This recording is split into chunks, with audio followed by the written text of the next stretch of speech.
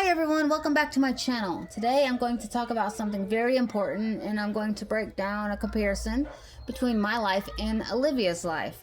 I'll be covering everything from home life, parenting, relationships, finances, and lifestyle. By the end of this video, it will be very clear what real stability, responsibility, and care look like. So let's get into it. Number one. Excuse me, I had an Alani, or I'm drinking an Alani, the Cosmic Stardust one right now. So I do apologize. Number one, why I talk about her. The reason I watch Olivia and I make videos about her is not because I'm jealous. I call out people who display, well, what I do is a hobby, first and foremost. It's not like something I have to do. I'm not on here trying to get views and subscribers. I mean, if I do, great, I love it, 10 out of 10, because that means more people are becoming aware of the situations that are going on, and more people are learning who these awful people are. But I call out people who display harmful or concerning behavior, and that's what my channel is all about. Calling out bad behavior, talking about celebrities and about social media influencers who are just terrible people, and highlighting things that actually matter. And like important things in the world, like JE. Everyone knows who JE is. A lot of the times when you say his name, your videos get flagged and taken down, and you know who I'm talking about. It's worldwide information. Terrible stuff going on. That's still going on. Anyway, she needs to know, Olivia, she needs to know she isn't untouchable. People see what's happening, and there are consequences to actions, like even online. Documenting these things can also be important evidence for the proper authorities. That's why that's why we do what we do. Now, number two, the jealousy challenge. Olivia and her subscribers quite often say that people who talk about her are losers or jealous of her life. I mean, if that's true, then tell us, what exactly is there to be jealous of? You haven't said anything. I mean, it shouldn't be hard to name even one thing. I mean, go ahead, I'll wait. Because from everything that we've seen, there's nothing about instability, neglect, or harmful behavior that anyone would actually envy. And number three, home life comparison. Her apartment. She lives in an apartment with multiple issues that have been seen publicly. Water stains on the ceilings, no real washer and dryer, and a small space for 6 kids plus 2 cats, roaches. I mean, the list goes on and on. The previous apartment was also small with mold issues. The one she lived in before she went to jail. The current apartment still has ongoing concerns, and her children have very limited space to play. Neighbors have likely been affected by the conditions because of the roaches and stuff. You know, if you have roaches in your place, then they're going to travel to other people's places in apartments. I mean, that's just how it is. And the apartment isn't even in her name, along with other aspects of her life, like her car and things like that. Things that should be in your name are not in her name. They're in someone else's name, and she brags about it too. Now, my home, I have a 3-bedroom, 2-bath house. It was originally a starter home for my fiance and I, and we weren't planning on having kids, but my fiance was like, I want to have a baby. So we ended up having 3 babies. So now, my family has grown into our home very beautifully. I mean, it's definitely, you can tell it's lived in, that's for sure. My sons share a room, and my daughter has her own. My kids have lived here their whole lives and haven't had to move around like Olivia's kids, who have, I say AJ and Kalani, who've moved back and forth within a short span of time. We have a big front and backyard, fully fenced for safety. We have trampolines, a pool, a pond with koi and goldfish and frogs and turtles. And we grow fruits and vegetables. And sometimes we sell our produce locally at the flea market and places. And we keep the house clean for the most part. You know, when you have kids, it's kind of hard. But our neighbors like us, and the neighborhood is very safe because I literally have a police officer that lives directly behind me. My kids have a lot of space to play and explore safely. We're planning to upgrade in the future, though, to give our kids more room and storage for ourselves and our kids, because it seems like every other day it's a holiday or a birthday, and then people are just being kind and nice and buying my kids stuff, and I'm like, I have no room for it. but even now, our home provides stability, care, and love. Olivia's apartment does not. Now, number 4, parenting comparisons. Her parenting. Olivia has 6 kids by 4 different fathers.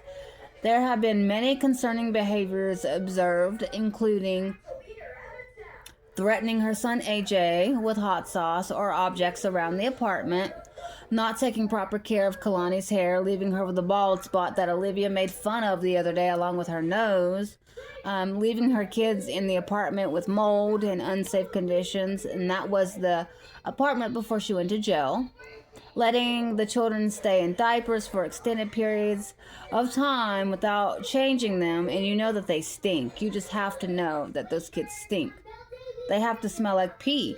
And AJ still should not be in diapers or pull-ups or whatever. Like, should not. I haven't seen her, not even once, like, try to potty train him. Maybe I'm wrong, but, you know, she live streams so much that I can't keep up. I mean, my 4-year-old, he still wears pull-ups. Yes. He wears pull-ups at nighttime, at bedtime. That's it. No other time. And then we're working on that too. But she's only providing hot meals when men are over, while the kids eat frozen or minimal meals otherwise when the men aren't there. And these men keep saying that her food's nasty. Even the other day, Kalani said Olivia's cooking was nasty. You know, like, they don't want to eat her home cooked meals anyway. She's failing to provide Easter baskets or celebrations for the kids, while other kids, while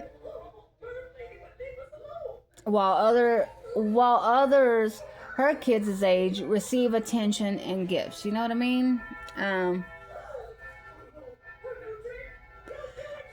She's ignoring signs of serious health issues. I mean, AJ had a seizure. Remember that? I don't think we forgot that, because I definitely didn't forget that. Kalani had difficulty breathing. You remember on that live stream when she was sitting there on the couch with Olivia in the other apartment, and she was coughing so bad that she was going, and then Olivia's just like, smiling at the camera. You remember that? I remember that. And remember, Olivia said that she wasn't getting the kids Easter baskets because, or celebrating Easter with the kids because AJ's 3 and he doesn't know what Easter is. He doesn't care about hunting for eggs and stuff. You know what I mean? Like, I don't understand that.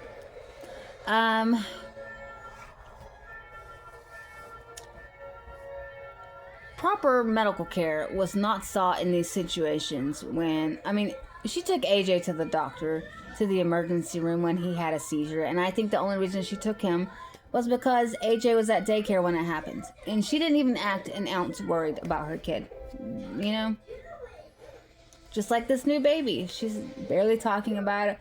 She's showing that she doesn't care about the baby. Like, there's no bond. Like, you bond with your baby even when your baby is growing inside of you. And I can say that as a parent of 3 children. She makes up her own medical diagnoses instead of taking the kids to the doctor. And we've seen that time and time again, especially with her saying that Kailani had a milk allergy, which is one of the craziest things I've ever heard. She's constantly screaming and yelling at AJ repeatedly, telling him to leave her alone. She'll say things like, "Go away, get out of my face, leave me alone, I need mommy time to breathe, you annoy me to my soul, stop crying, crybaby, you stay on my nerves, why are you the way you are, get up, go lay down, go to bed."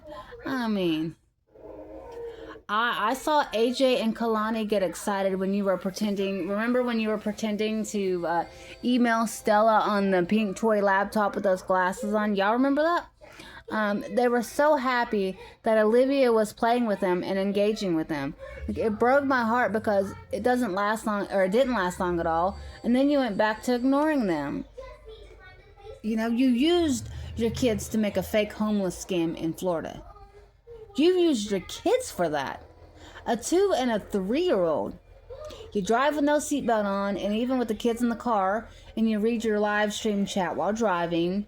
You won't put Kalani in daycare unless the government is paying for it. You won't get a job for your kids to even pay child support.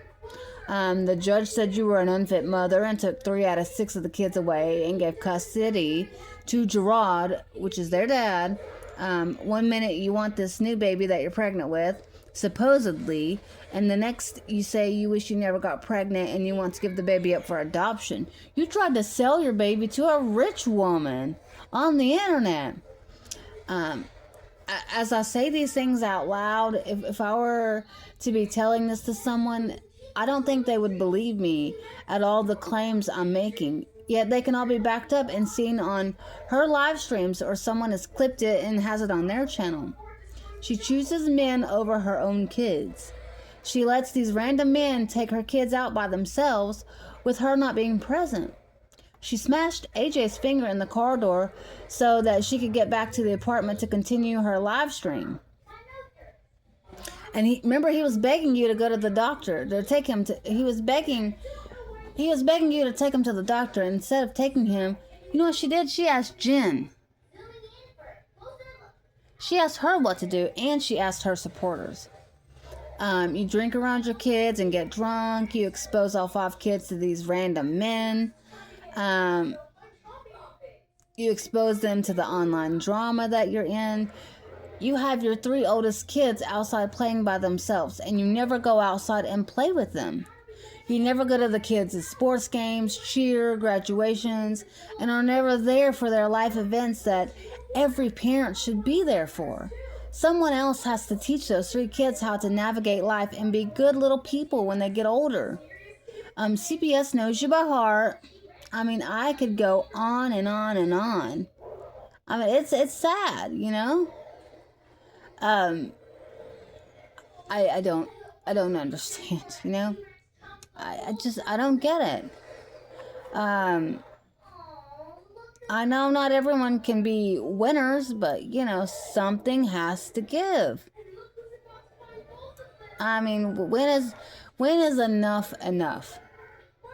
You know, like you let your children go outside unsupervised and play with older men, and then you get mad at them. When you should be outside playing football with Christian, teaching Robin some cheers and letting Robin teach you some cheers. I think it's Robin that's in cheer, or is it Ryan? I don't know. You fail to attend your children's milestones. Like, I don't understand that. You demonstrate favoritism toward men over your own kids' needs. I mean, you lost custody of your kids because the court said you're an unfit mother. I mean, out of 3 kids, out of 5 kids, you lost 3 of them. There are multiple incidences. There are multiple incidents. I don't know what I'm talking about. There are multiple incidents showing neglect, lack of engagement, and unsafe choices that affect your children's health, emotional well-being, and overall stability. Now, my parenting. In contrast, my 3 children are all by the same man. My fiance of almost 12 years. He's a loving and present father, and he's fully committed to their well-being. He's there. Like, when you think of a father, he is a father, you know? But my parenting, this is what my parenting includes. Ensuring my kids eat healthy and balanced meals every day. Taking them to all of their doctor's appointments, therapies, and taking them to all of their doctor's appointments, therapies, and their checkups, which only go to speech therapy for therapy, but whatever. I speak calmly and kindly to my children, and I never use threats or violence like you do. You don't engage, or I engage with them through play, learning, and fun activities. and I'm ensuring they feel safe, loved, and supported at all times. I attend all school events, milestones, awards, and concerts and things like that. I'm the one in the front that's like crying happy tears because I'm so moved and so happy for my kids that they're doing these things, you know? I plan and I celebrate birthdays, holidays, and other traditions. You know, we don't miss holidays around here. We don't. We're like 4th of July, like we're buying fireworks and we're shooting them off, or we're going somewhere and watching fireworks, or we're doing both. You know, like things like that. Um, and you know, if we're shooting off fireworks, we're having dinner and then watching the fireworks after. I never leave my kids unsupervised for hours, and especially with people they don't know. Um, I encourage socialization, friendships, and educational growth, and I make sure that they never experience neglect or lack of attention. I'm being actively involved in their everyday lives and emotional development. I provide stability, structure, and routine in a loving environment. Um, I'm allowing them to grow with guidance, care, and consistency, and teaching them responsibility and kindness while keeping their emotional and physical health a top priority, as it should be. And I'm also teaching my kids how to be very safe and how to be very gentle around animals, because that's important as well. My children have never had to experience instability or unsafe situations. They know who their father is, feel secure, and have a family structure that prioritizes their growth, education, and happiness. We're the kind of family that is always doing things with our family. We love family get togethers, and things like that. Like they love their cousins love them. I mean, you know, that's the way it should be. We take trips, we explore outdoors, celebrate milestones, and we create memories that actually last. My kids have a childhood filled with love, attention, and care, something that is clearly absent in the situation that I just described. Um, I want my kids to grow up and I want them to look back on their life and say, remember when we did this, and this?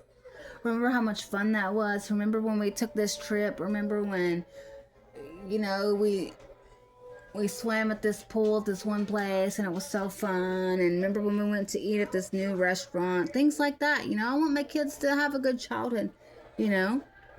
Remember when Dad would go outside and play ball with us when the sun's going down? Like, we love that stuff, you know. Now 5, relationship comparison. My fiance and I have been together for almost 12 years. May the 12th is our anniversary, so it's coming up. So this coming up May, it will be in a couple months, it'll be our 12 years together. We work through challenges as a team and stay committed to each other and our family. Every relationship has fights. That's just how it is, but we work through those fights. Okay? We do it for our children. Our children have a consistent, reliable family structure, unlike Olivia's. In Olivia's situation, relationships have been unstable and inconsistent. They're affecting both her life and the stability of her children, but she refuses to see that for some reason. Now, 6, financial comparison. My family provides for ourselves. We work hard. We work together. The one thing that's different from my family to hers is we actually work. We meet responsibilities, and we do not rely on others for our day-to-day needs. We don't rely on the government. We don't rely on supporters. We don't rely on family. Now, not to say that our family wouldn't help us in time of need. They absolutely would. And yes, I do get WIC. I get WIC. But in Olivia's case, there has been heavy reliance on government assistance, family, or her supporters for basic needs. There's been a lack of consistent effort to achieve financial independence and stability, and I don't think that's going to happen. She's never going to be financially independent. You know, that's why she loves her subscribers, and especially the new people that don't know her, because she can have this little sob story, and then people will feel sorry for her, and oh, here's some money in your Cash App. Number 7, lifestyle comparison. My kids are active and they experience life fully. We go out, travel, engage with family and friends, explore nature, and most importantly, we make memories. In Olivia's situation, the children have a limited routine. They rarely go outside. They have to play by themselves. Olivia never plays with them. There's little outside engagement or social interaction. Life experiences that help children grow are not there, and if they are, they're very minimal. Like her thing is, oh, I took the kids somewhere. Oh, where'd you go? Says her subscribers. Oh, we went to McDonald's. Like, what? That's it? Like, you took them to McDonald's? You think you've done something? I don't know, like, that doesn't make sense to me. Like, taking them to McDonald's? I mean, come on. How many times have they been to McDonald's? I think they want to do more than just go to McDonald's. You sit in that apartment and put on makeup to go nowhere except to get AJ from school, or to go to the Dollar Tree, or to go to Starbucks, or what is it, Five Below. That's it. That's all you do. That's your idea of taking them somewhere. It's taking them to the Dollar Tree or McDonald's. Like, that's so sad. You make so many promises to the kids and you don't keep them. That is so sad. You have no friends and no family in Texas. You have no outside life, Olivia. You don't ever leave the house unless it's to get food 99% of the time. You don't hang out with your friends, have girlfriend dates and things like that. You don't take your kids anywhere fun. There are so many fun. What, the other day you said you were going to take the kids to the aquarium or the zoo, whatever it was, and you never did. And AJ kept asking over and over and over again, and you got annoyed with him. Like, what? I don't understand that, Like, we're an outside family. We love to be indoor, but we love to be outside too. I think that's so important. You have to have a healthy balance of both. Make your kids love, hanging out inside and playing, and make your kids love going outside and exploring nature and doing all of these fun things. Even going to like a farmer's market. That's fun for us. We love things like that, I'm trying to get my kids into space. As y'all know, I love space. And so we've been going to planetariums now and things like that. But Olivia can't do any of that because she don't want to. She's lazy. I mean, that's literally all it is. Number 8. Key statement. So, no. This isn't jealousy. Despite what her supporters and subscribers may say, and despite what she says on the daily. People can say it all they want, but seeing the reality, the home, the parenting, the relationships, the finances, and the lifestyle, it makes it very clear that this is about accountability, not envy. Jealousy is wanting what someone else has, and no one is jealous of instability, neglect, or harmful behavior. And I'm pretty sure I said that in the beginning too. So number 9, let's be clear. This isn't about jealousy, despite what her supporters and subscribers may say. Like, it's about reality, responsibility, and what it truly means to raise a family and live a meaningful life. We've gone through all the comparisons: home, parenting, relationships, finances, and lifestyle. The difference is obvious. Stability, care, and love aren't just words, they're actions. And those actions speak louder than anything anyone says online. You can try to call people names. You can say we're jealous. You can deflect. None of that changes the truth of what's been shown. At the end of the day, respect isn't claimed, it's earned. And people can see the difference. I mean, you might have a handful of people that really truly think that you are a good mother and you do no wrong and you're perfect and this, that, and the third. And how dare us? But I don't think they're mentally stable like you. I really don't. They can't be. They wouldn't live their life the way you do. They wouldn't want to live their life the way you do. They wouldn't want to look like you. None of that, you know? But if you found this video helpful or eye-opening or whatever, make sure to subscribe to my channel for more content where we discuss real-life issues, call out harmful behavior, and highlight what true responsibility and care look like. I'm not gonna stop making videos about Olivia. You know, I'm just not. So until she becomes a better person, and I don't see that in the foreseeable future anytime soon, then you're gonna hear a lot from me and all of these other reactors too. We're not gonna stop, and we're not gonna stop when it comes to the animal abuse and animal neglect as well. We're definitely not gonna stop with that. So anyway, thank you for watching, and I'll see you guys in the next video. Thank you.